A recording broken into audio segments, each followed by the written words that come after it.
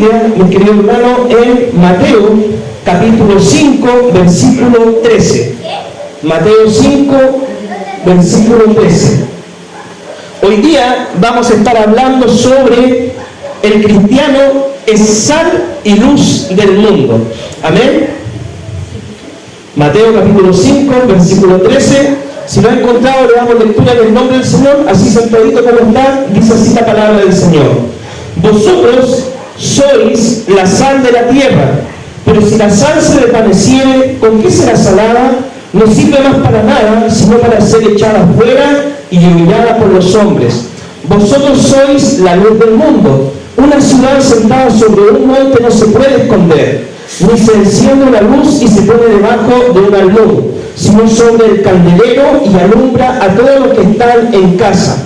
Así alumbre vuestra luz delante de los hombres, para que vean vuestras buenas obras y glorifiquen a vuestro Padre que está en los cielos. Amén. Mi querido hermano, nosotros como cristianos debemos siempre vivir el Evangelio con un equilibrio, ¿ya? Dios no quiere que nosotros seamos desabridos, ¿ya? Pero tampoco el Señor quiere que nosotros seamos salados, ¿ya? Ni tampoco el Señor quiere que nosotros seamos, en el peor de los casos, un salame, en otras palabras, ¿ya? Debemos vivir el Evangelio equilibrado. Cuando usted, por ejemplo, prepara, mi querido hermano, una comida, ¿cierto? La pizca justa de sal a la comida es la que le da el sabor, le da el sazón, y es lo que hace que esa comida, ¿cierto?, que usted ha preparado, esa ensalada, sea algo rico, disfrutable, agradable al paladar. Cuando le falta sal, hay que ponerle más sal para poder ahí hacer la nivelación. Y cuando uno le echa sal de más, queda muy salado y a veces es hasta difícil de poder comer. Así es también la vida del cristiano. El Evangelio, hermano, tiene la medida justa para que nosotros podamos vivir una vida cristiana basada en la palabra del Señor y sin caer, mi hermano, en el extremo de la tibieza espiritual, pero sin caer en un extremo del legalismo espiritual, ¿ya? El Evangelio tiene la medida justa para que nosotros podamos vivir una vida imitando a nuestro Señor Jesucristo. Y hablando de la luz, buena es la luz, ¿cierto? Pero el Señor debemos tener en cuenta que no nos llamó a nosotros para ser superestrellas, ¿ya? ¿Por qué? Porque acá la única estrella, ¿cierto?, de la mañana, la única estrella que brilla es nuestro Señor y Salvador Jesucristo. Amén. Así que cuidémonos de estos extremos, ¿cierto?, de ser desabridos, de ser insípidos y de creernos, ¿cierto?, en otros casos superestrellas, ¿ya? ¿Para qué se usa la sal, mis queridos hermanos? ¿Para qué se usa la sal? Bueno, en el tiempo bíblico, la sal, ¿cierto?, por lo general tenía dos utilizaciones principales. El primero era para sazonar. La sal es un elemento, un mineral, ¿cierto?, que se ha ocupado desde muy antaño, ¿cierto?, desde la antigüedad misma, para poder sazonar las comidas, ¿cierto?, para poder dar sabor a la comida. Cuando usted tiene su olla, ¿cierto?, su cazuela, y usted le pone un poquito de sal, ¿cierto?, a esa comida, usted va a encontrar esa comida grata y agradable al paladar. Cuando uno come una comida desabrida, ¿cierto?, no le cae muy bien esa comida. Entonces la sal se usaba en los tiempos del Señor para poder preservarlo, para poder sazonar los alimentos. Y también el uso que se le daba a la sal era para poder preservar los alimentos.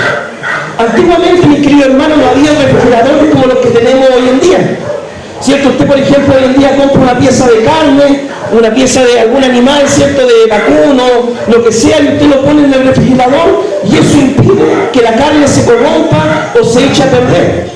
Entonces, en los tiempos bíblicos, en los tiempos antiguos, no existía el refrigerador y una forma de poder preservar los alimentos era salarlos. Echarle sal, ¿cierto?, salarlo, y eso podía mantener la carne, ¿cierto?, sin que se corrompiera, sin que se echara a perder. Pero además la sal tiene muchísimos otros usos en este tiempo, ¿cierto?, y también usos que uno le da. Por ejemplo, cuando usted se hace una herida, no sé si usted sabía que si usted se hace una herida, ¿cierto?, y una forma para poder sanar esa herida, para que pueda cicatrizar o para que la sangre pueda dejar de correr, es echar un poco de sal en la herida. Yo me acuerdo, mis queridos hermanos, cuando era muy chico, una vez estaba con mi primo, ¿cierto? Ahí en Chihuayanque, y mi primo estaba cortando con un cartonero, ¿ya?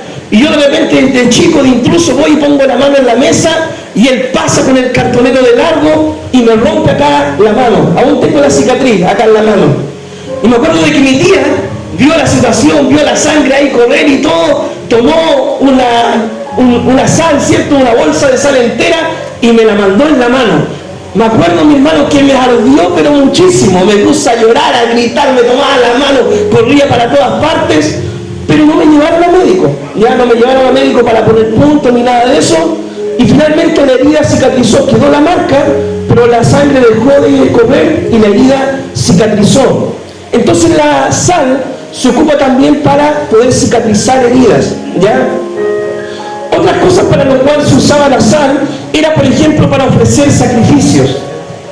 En el Antiguo Testamento Dios le había dicho al pueblo de Israel: cuando traigan holocaustos, sacrificios, becerros, primicias, ¿cierto?, delante de mi presencia, ustedes deben sazonarlas con sal. ¿Por qué ocurría esto?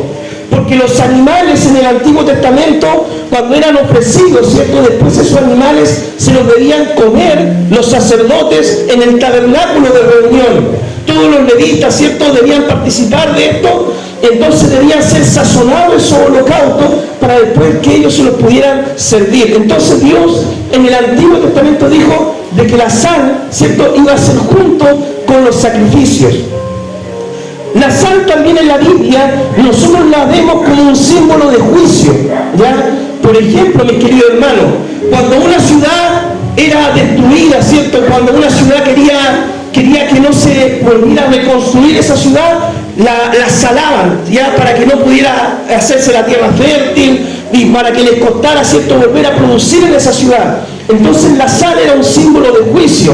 Ustedes recordarán también, mis queridos hermanos, la historia, ¿cierto?, de la esposa de Lot, que cuando los ángeles llegan a la ciudad de Sodoma y Gomorra, y ellos van sacándola, ¿cierto?, a Lot junto con su familia, que la esposa mira hacia atrás y ¿qué es lo que quedó convertida? En una estatua de sal. Entonces la sal, vemos varias cualidades, varios usos, varios simbolismos de la sal en la Biblia. La sal, mis queridos hermanos, la sal despierta la sed. Despierta la sed. Verán que no me ha escuchado un hermano, ¿cierto?, que decía que se había comido algo, ¿cierto?, ahí el día anterior y que ahora hoy día andaba con una sed, dijo, ¿cierto? En algunos lugares, ¿cierto?, ponen maní, ¿cierto?, en algunos restaurantes, maní para que uno come y le dé sed y pueda consumir más bebida, más líquido, ¿cierto? Hay palomitas saladas igual y todo eso. Bueno, la sal despierta sed. Entonces todo estos usos, simbolismos, utilizaciones de la sal, nosotros podemos sacar un simbolismo para nuestra vida. La luz, mis queridos hermanos, Cristo es la luz del mundo, y a eso nosotros debemos tenerlo claro. Cristo es la luz, Dios es luz, en Él no hay ninguna tiniebla. La luz verdadera que alumbra a todo hombre vino a este mundo, pero dice la palabra que los hombres amaron más las tinieblas que a la luz. El Señor, estando en el mundo, Él era la luz del mundo. Ahora que el Señor, ¿cierto?, murió, resucitó, ascendió a los cielos, nos pide a nosotros que seamos la luz en esta sociedad, en este mundo. Pero ¿para qué se usa la luz? La luz, mi querido hermano, disipa las tinieblas.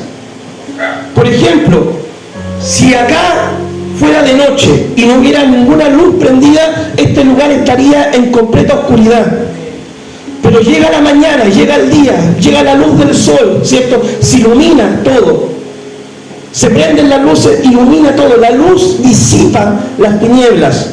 Donde no hay luz hay oscuridad, pero cuando hay luz, ¿cierto?, las tinieblas se van. En la fotosíntesis de las plantas, mi querido hermano, ¿cierto?, la luz hace un efecto en la planta que permite que la planta pueda crecer, pueda madurar, desarrollarse, pueda dar fruto. Y es interesante de que los hermanos estudiaban en la mañana el Salmo capítulo 1.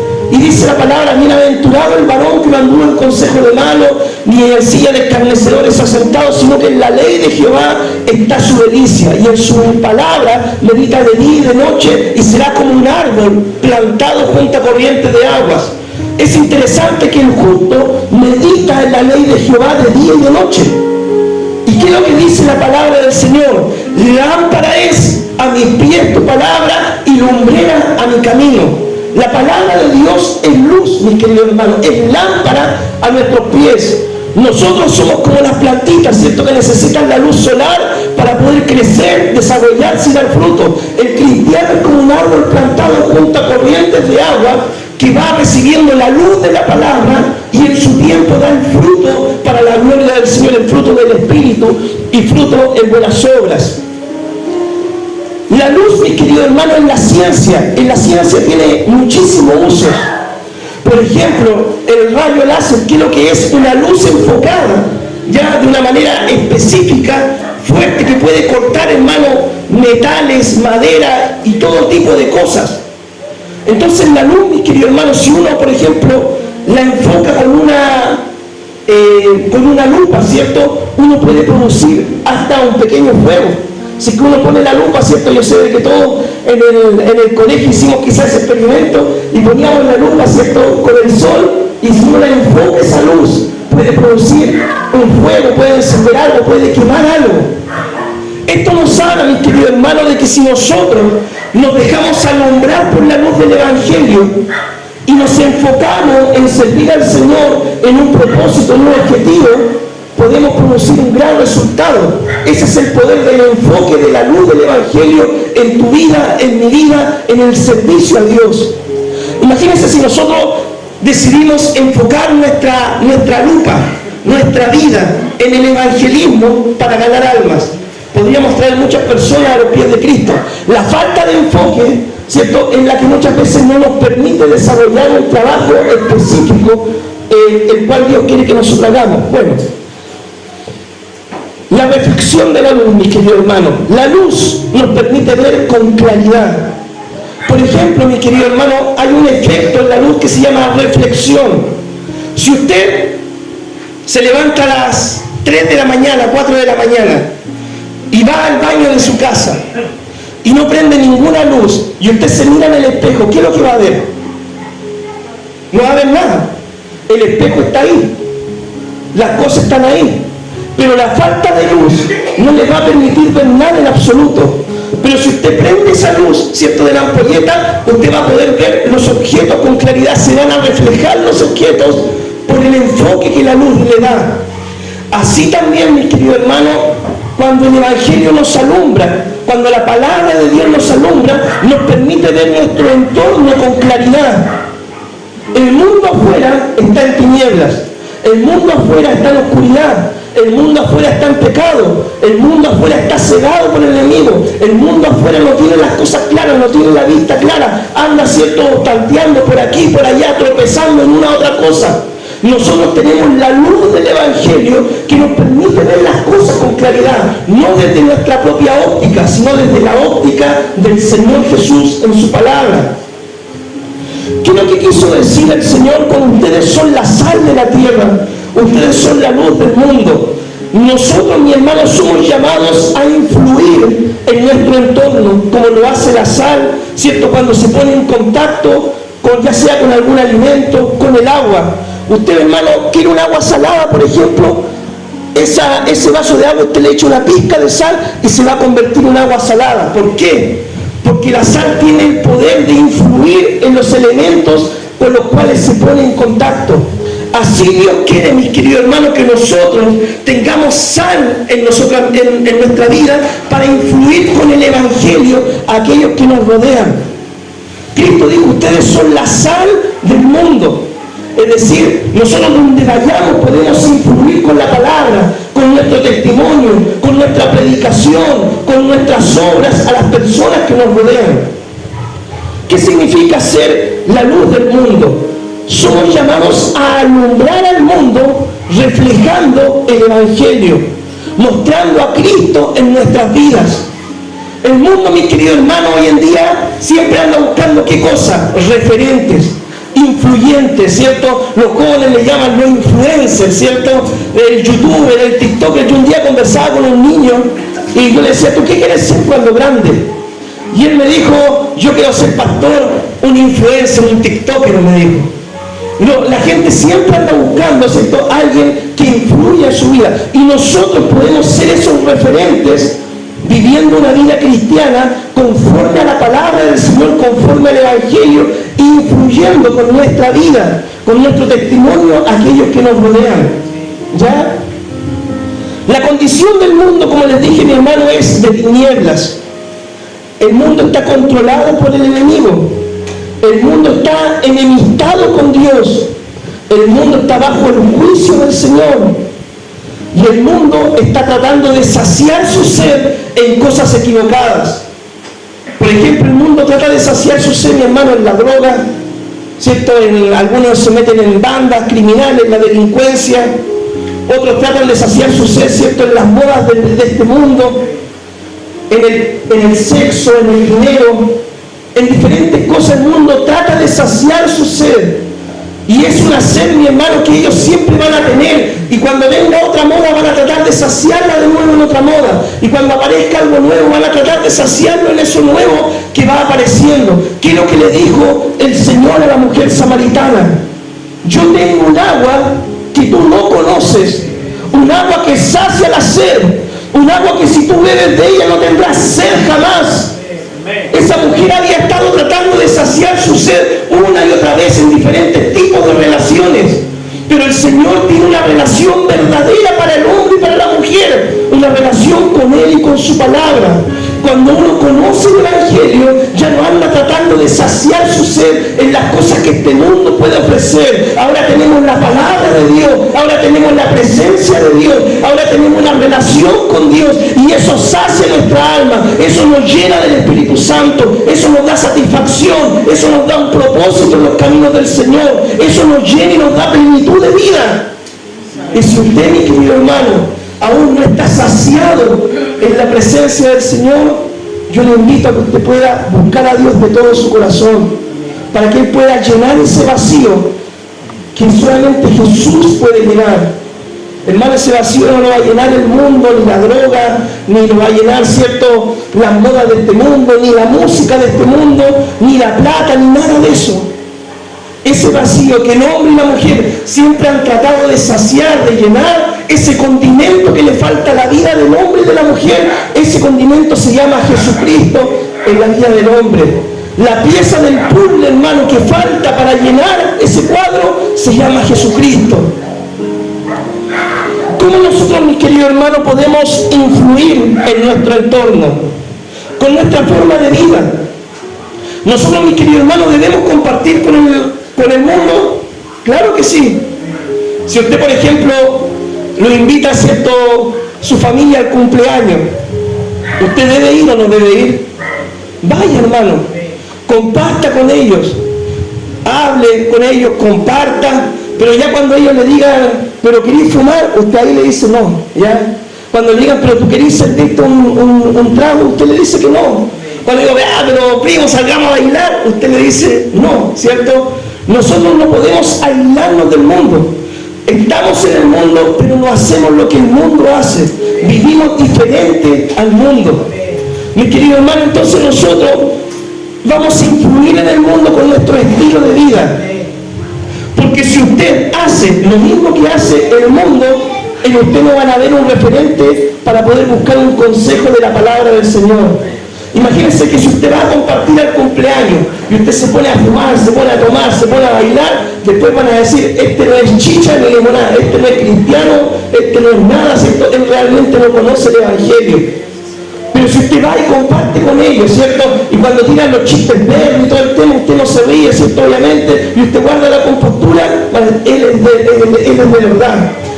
A mí me ha pasado, mis queridos hermanos, me ha pasado estar compartiendo, ¿cierto?, con familiares y todo el tema y con otra gente, y cuando de repente van y dicen, oye, el Jorge, él es de verdad, sí, él es cristiano de verdad. Sí, porque yo, por ejemplo, no me sirvo, no fumo, no le digo garabato a ellos. Pero hay otros cristianos, ¿cierto?, que ceden ante la presión del grupo y caen en eso y pierden su salinidad y se vuelven insípidos. ¿Y qué dice la palabra? Que si la sal, el cristiano pierde su testimonio, la sal pierde su sabor, no queda nada más para ellos que ser tirada al suelo y pisoteada, hollada por los hombres, desprestigiada, en otras palabras. ¿Cómo podemos influir, cierto?, en nuestro entorno? Con nuestra predicación, mis queridos hermanos. predicando con nuestras palabras y con nuestros hechos. Alguien dijo, bueno, debemos predicar tan fuerte, ¿cierto?, que cuando sea necesario ocupemos nuestras palabras. Mi querido hermano, nosotros debemos predicar con nuestro ejemplo y con nuestras palabras. Donde quiera que vayamos, no debemos avergonzarnos del Evangelio. Tenemos la mejor noticia del mundo para compartir a aquellos que no conocen a Jesús.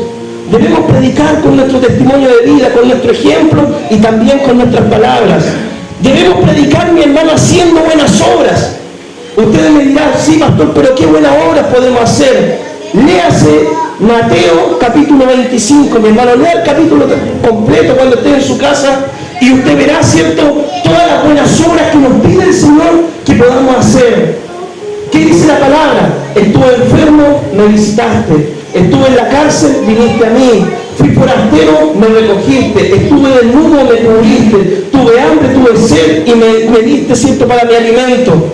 Y el Señor dice, por cuanto esto lo hiciste a uno de estos pequeñitos, ¿cierto?, a mí me lo hiciste, dice el Señor. Entonces, mi hermano, para servir al Señor tenemos muchas oportunidades para poder servir al Señor, para poder hacer la obra del Señor y para poder influenciar en otros a causa, ¿cierto?, de nuestro servicio a Cristo.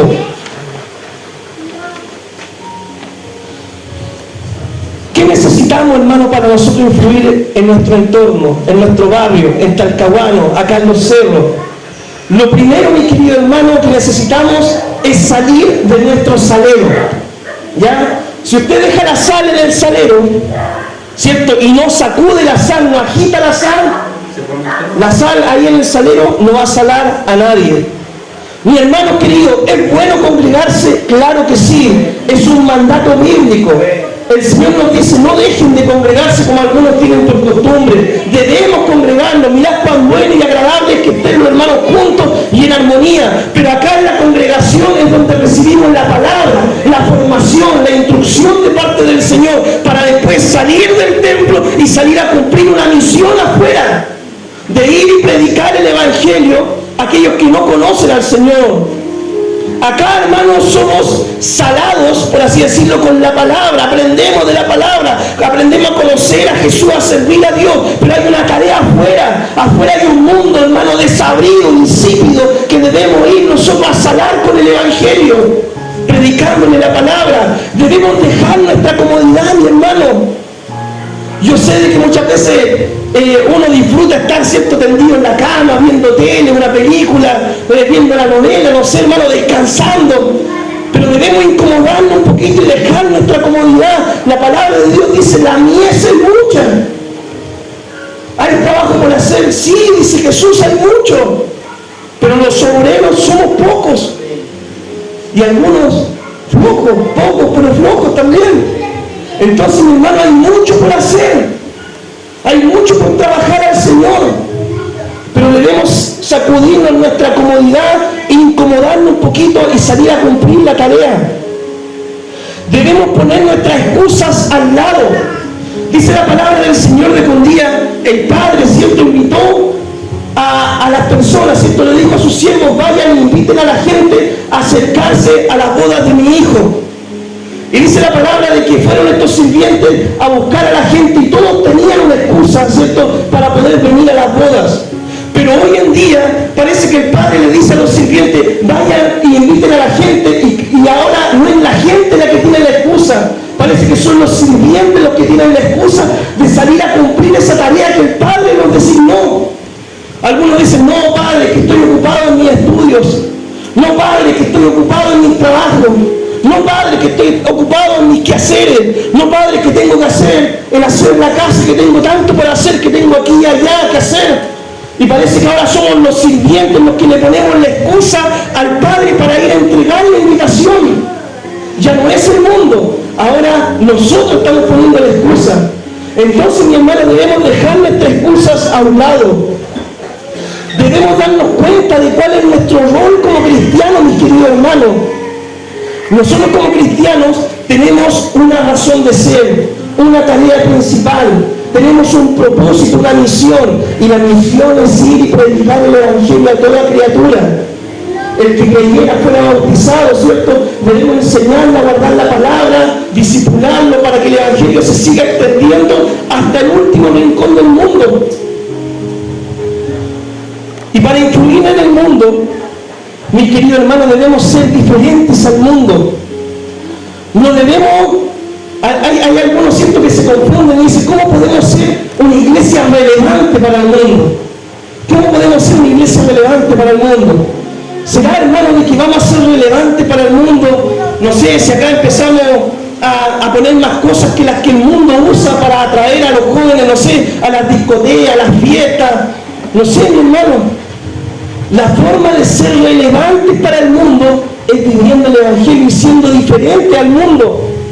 No metiendo el mundo en la iglesia, es siendo diferente al mundo. Esa es la forma de que la iglesia es relevante para el mundo. El mundo espera ver algo diferente en el cristiano. El mundo, hermano, espera que el cristiano hable diferente, se vista diferente, se comporte diferente, tenga prácticas diferentes a las que ellos tienen. El mundo espera algo diferente de nosotros. Por eso el mundo le cuesta tomar la decisión de venir a la iglesia. ¿Por qué? Porque sabe de que eso implica un cambio de vida. Entonces la forma de que la iglesia es relevante para el mundo es viviendo el Evangelio y siendo luz para este mundo, no haciendo lo que el mundo hace, no hablando como ellos hablan, no riéndonos de los mismos chistes que ellos se ríen, no siento diciendo las mismas palabras groseras que ellos dicen. ¿Cierto? Alguien puede decir, bueno, pero Pablo dijo, yo me hice judío a los judíos, me hice gentil a los gentiles, me hice, no sé, incircunciso a los de la incircuncisión. Entonces, mi hermano, para yo poder ganar, ¿cierto?, a los drogadictos voy a tener que vestirme como drogadicto, fumar como los drogadictos, vivir igual que los drogadictos, hacer lo mismo que ellos hacen para ganar a los drogadictos. No, mi hermano. Dios te llamó a ser diferente a ellos. Ellos lo que esperan ver un referente, alguien que les marque un camino de cómo salir de esa condición de vida. Mi hermano, yo antes de ser cristiano, yo era skinhead, de los cabezas papadas, ahora me queda el puro pelo nomás, de los cabezas papadas. Y yo antes de ser cristiano, yo me vestía, hermano, con pantalones apitillados cuando no era la moda en esos años, con bototos, cadenas, suspensores. No me alcancé a hacer tatuajes, mi hermano, porque mi mamá me decía, el día que te hagas un tatuaje te voy a reventar, me dijo a Pablo. Por eso no me alcancé a hacer tatuaje. Y la forma, hermano, de poder ganarlo a ellos no es siendo igual a ellos, es mostrándole que hay un camino diferente. Es mostrándole que hay algo que ofrece Jesús, que ofrece Dios, que es diferente a lo que ellos viven, a lo que ellos tienen. ¿Qué pasa, mi hermano, si no influimos en este mundo? El mundo se va a seguir corrompiendo. Vamos a seguir escuchando de balaceras, de asaltos, de robo, de droga, de cuántas cosas, mi hermano. Si no influimos nosotros en el mundo, la iglesia y los cristianos nos vamos a volver irrelevantes. ¿Cierto? La gente va a pasar, pero el mensaje va a ser irrelevante si no nos dedicamos a influir en sus vidas. Si no nos dedicamos a dar testimonio de Cristo en los vecinos, en la gente, la iglesia va a ser algo más en el pasaje simplemente. Debemos mostrarle algo diferente al mundo. Seremos influenciados nosotros por el mundo. Si nosotros no influenciamos, mi hermano, las costumbres de ellos van a influenciar en nuestra vida. Hermano, si nosotros no influenciamos, no cumplimos nuestro rol, de repente van a llegar, ay, pero pastor, si qué tanto, si el amor es amor, casa esta pareja, pastor. De repente van a llegar, pero qué tanto, pastor, si no importa, si el amor es amor, no importa que las personas convivan, nomás que háganlos trabajar en la iglesia, pastor. De repente van a decir, pero pastor, si no importa, si el hermano tiene un negocio ilícito, pero da una buena ofrenda, un buen diezmo, hermano, que lo dé nomás, pastor, total, Dios bendice, todo está santificado. Hermano, si nosotros no influenciamos con el Evangelio, la iglesia terminará siendo influenciada. Por eso Dios nos pide ser diferentes, ser sal en este mundo. Y lo más triste de todo, mi hermano, es que las almas se seguirán perdiendo.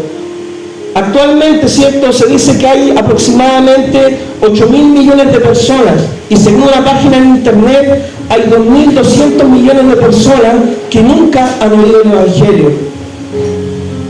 8.000 millones de personas en el mundo y 2.200 que nunca han escuchado el nombre de Jesús. La iglesia no ha llegado a muchos lugares, mi hermano, aún. Y cada día nacen nuevas generaciones que necesitan oír el Evangelio de Jesucristo. Gracias. Entonces, mi hermano, debemos influenciar en nuestro entorno. Usted me dice, ya pastor, pero ¿cómo podemos influenciar? Primeramente, participen en el ministerio de evangelismo de la iglesia. Los sábados, ¿cierto? Desde marzo vamos a salir a evangelizar, 4 de la tarde a salir a entregar tratados. Si quiere, ¿cierto?, ser sal, empezar a salar a la población, participen en el evangelismo. Salgamos a entregar tratados. Lo otro, mi hermano, algo que a mí me dieron la sugerencia una vez hace mucho tiempo, ¿ya? Y de repente lo trato de poner en práctica, y lo he estado tratando de poner en práctica este año, es cada vez que yo salgo a comprar, hermano, llevo de repente un par de tratados. Me encuentro a alguien en el camino, le entrego un tratado. Me encuentro a otra persona, lo invito a la iglesia. Y llevo 10 tratados, 12 tratados, de repente hay días, hermano. Ayer, por ejemplo, entregué 2 tratados solamente. Y uno no me lo recibieron, ¿ya? Pero por último traté de influenciar en alguien con el Evangelio. El otro día entregué 12. Y así hay días que entrego más, que entrego menos. Pero hermano, cada día cuando te salga, lleva un par de tratados. Si va en la micro, lleva un par de tratados. Otra forma, si está en el trabajo, mi hermano. Mira, yo conozco cristianos que no estudiaron bachiller en teología, que no terminaron de estudiar sus estudios seculares, siquiera, mi hermano, que trabajan muchas veces ganándose el pan con la paga, hermano, ahí y en la construcción, hermano, con trabajo muy sacrificado. Personas, hermano, que Dios sacó desde el mundo, y personas que a simple vista usted dirá, pero ¿qué puede hacer Dios con su vida? Y esas personas han decidido poner a Dios en el primer lugar. Hermano, y sin tener estudio, sin tener preparación, sin tener la presentación que muchas veces para el mundo es tan importante, han logrado hacer cosas tremendas en las manos del Señor. Yo conozco un hermano de que él trabaja en la construcción y antes de empezar cada faena le dice al jefe, yo soy cristiano, ¿me permite orar por mis compañeros de trabajo para que Dios me libre de todo accidente? Y él ocupa la charla, ¿cierto?, que se hace antes de empezar el trabajo para poder orar por sus compañeros y para poder darle un pequeño mensaje antes de empezar la faena de trabajo. Un hombre, mi hermano, sin estudio, sin preparación, sin teología. Ese mismo hermano, su pasión por servir al Señor lo llevó a levantar un ministerio en el hospital. Y hoy se encuentra en el hospital regional, hermano, entregando café, regalando café a la gente, orando por los enfermos, por los enfermeros. Tiene un ministerio hermoso. Un hombre, hermano, que decidió enfocar la luz del Evangelio en su ministerio. Bien. Ocupe las redes sociales, mi hermano, para predicar. De repente nosotros publicamos cada cosa en las redes sociales, que no me gusta el presidente, que no me gusta esto, o un chiste acá, un chiste allá. Ocupe sus redes sociales para presentar el Evangelio. Ocúpela de una forma edificante en las redes sociales. Yo, mi hermano, grabo las predicaciones, las subo a YouTube, las comparto en mis redes sociales. Cuando puedo, comparto alguna reflexión del día, ¿cierto?, en referencia a la palabra, por si a alguien le llega. Yo ahí simplemente lo comparto. Pero mis redes sociales, ¿cierto?, más que mostrar quizás lo que yo hago, no sé, como dicen algunos, ¿cierto?, hoy día me duele la cabeza, ahora estoy yendo para el baño, después dice, no, ahora me estoy duchando. No, hermano, publique la palabra, hermano. Está bien, ya, y también pongo ahí almorzando con mi bebé, ya, si también sube esa foto, hermano, ya, pero una vez, ya, está bien. Pero publique la palabra, publique el Evangelio. No se avergüence de Cristo. Hay perfiles de hermanos, pero lo digo de acá, de otra iglesia por si acá, donde usted ve los perfiles de ellos, tienen puras cosas, hermano, que uno no sabe si son cristianos o no. Entonces, hermano, publique la palabra. Vea las necesidades como oportunidades de servir al Señor, mi hermano. Esto yo se lo he enseñado hartas veces ya. Cuando hay alguien enfermo, vaya a visitarle. Cuando hay alguien en el hospital, vaya a verle y compartan el Evangelio. Ahora, mis queridos hermanos, ¿qué pasa si somos rechazados cuando tratamos de influenciar al mundo? ¿Qué pasa si en nuestra tarea de ser sal y luz del mundo alguien nos rechaza? Nuestra responsabilidad es compartir el Evangelio. La responsabilidad de la persona es tomar su decisión. Yo ayer, mi hermano, me encontraba evangelizando acá afuera, mientras la pastora estaba haciendo aseo, ¿cierto? Ahí afuera estaba limpiando un poco el antejardín, y yo dije, ya voy a entregar los tratados. Pasa una señora, la invita a la iglesia, amén, gracias, ya. Hoy día no vino, pero bueno, está la invitación hecha, ¿cierto? Y de repente pasa otro joven y le trato de entregar un tratado y me dice, no, yo tengo mi religión. Ah, ya, le dije, que Dios te bendiga simplemente. Y sabe que el Espíritu Santo me trajo al tiro una palabra y me dice, el sembrador. El sembrador, hermano, siembra solamente.